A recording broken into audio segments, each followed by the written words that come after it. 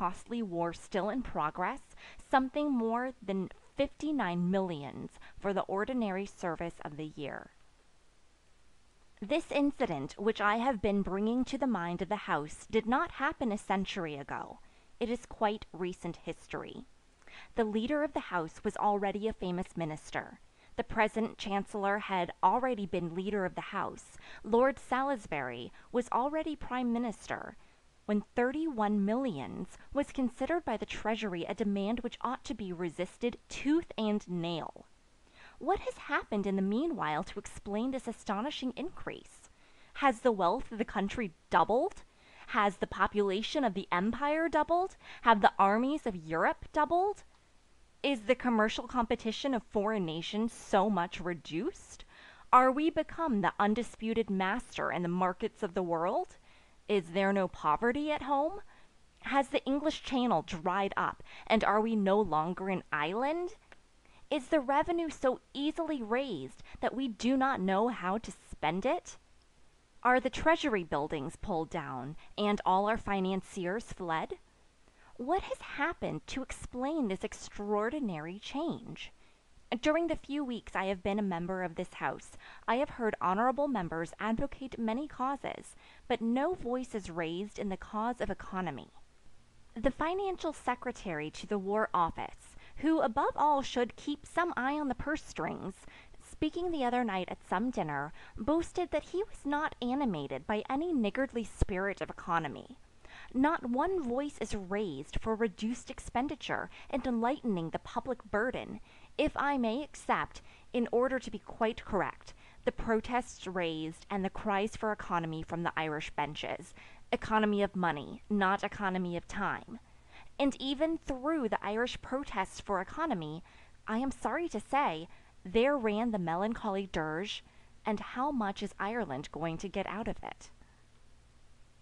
How can this tendency to extravagant expenditure be checked?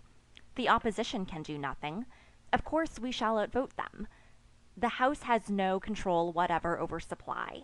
The Treasury can do nothing against the great spending departments, and in view of the fate that befell the last Chancellor of the Exchequer, who was obdurate, can we wonder that the present distinguished occupant of that office has been compelled to bow before the storm?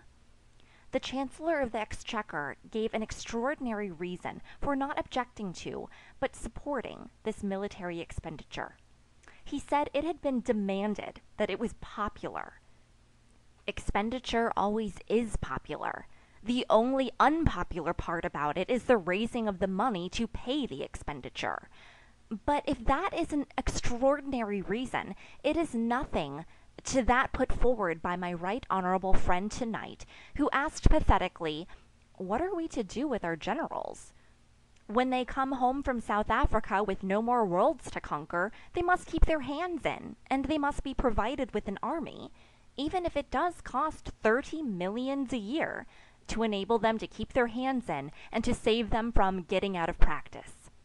I am, I know, a very young man, but I confess I never heard anything like that before. I had always been led to believe that the generals existed for the army, and not the army for the generals." The phrase happy-go-lucky self-indulgence, which was used by my honourable friend, seems to me to come in very appropriately somewhere about here.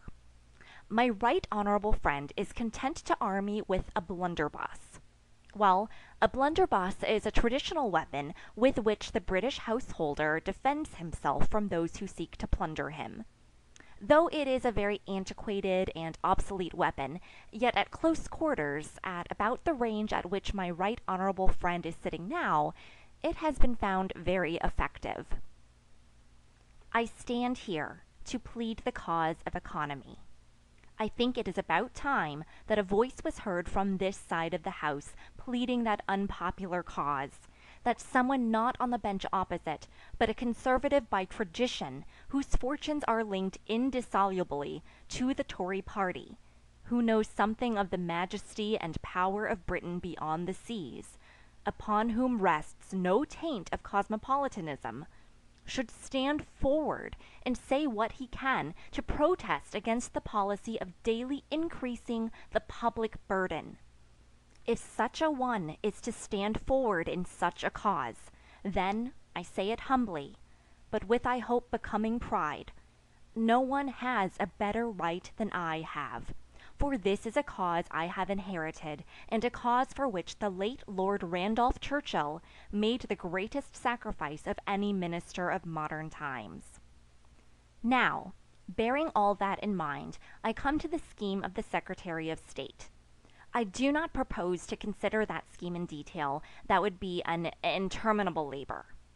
When the right honorable gentleman introduced the scheme, in a speech of surpassing clearness, it looked genuine. But in the weeks that have passed since he disclosed it to the House, it has been sadly knocked about, crushed in the press, and exploded in the magazines, and has excited nothing but doubt in the country.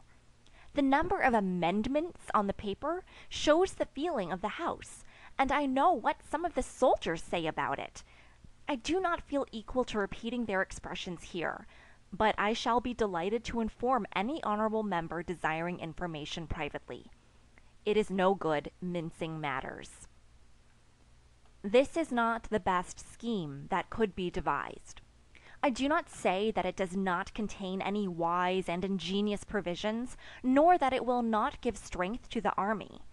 Material strength is expected even in this country to follow great expenditure of money. But if the truth must be told, although this scheme involves an expenditure of nearly £30 million a year, with further increases in prospect, it nevertheless leaves most of the great questions connected with army reform almost entirely untouched. But what could be expected?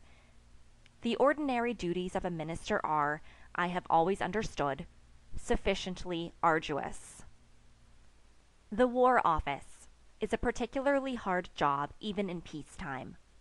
But we are at war. Not only has the Secretary of State to defend in this House every act of military policy, big or little, but he has also to see, I hope it will not escape his attention, that an army of more than 200,000 men actively engaged with the enemy lacks nothing that wealth or science can produce. Now that ought to be enough for the energy even of the right honorable gentleman. Why, sir, the labors of Hercules are nothing to it. But all this is not enough for the insatiable industry of the right honorable gentleman. He must, forsooth, rearrange the internal mechanism of the War Office. He must take his engines to pieces while the ship is beating up under full steam against the gale. That is not all. No. In the few moments of leisure that fall to a public man in this country, he must thoroughly reorganize and reform the whole system of the army. Who can wonder that he has increased the quantity of his output only to the detriment of the quality, as happens to literary men? I had put down an amendment, which it will not be in order now to move, which to my mind possesses advantages over that we are now discussing. In the first place, it removed the question from the party sphere in which it now lies, and in which it must now be decided. In the second place, it provided the government with a means of retreat from the very uncomfortable position in which they have managed to get themselves. I do not expect honorable members on this side will agree with me, and I recognize that I am putting considerable strain upon their forbearance by the view I take of this matter. But I ask them for their indulgence while I state my view. My view is that we should have gone on with ordinary reforms which do not involve a large increase of expenditure, either of money or men, the better selection and promotion of officers, a question which the Secretary of State has shown himself willing to carry out with unflinching courage, the provision of better arms and the gradual adoption of new military material and weapons.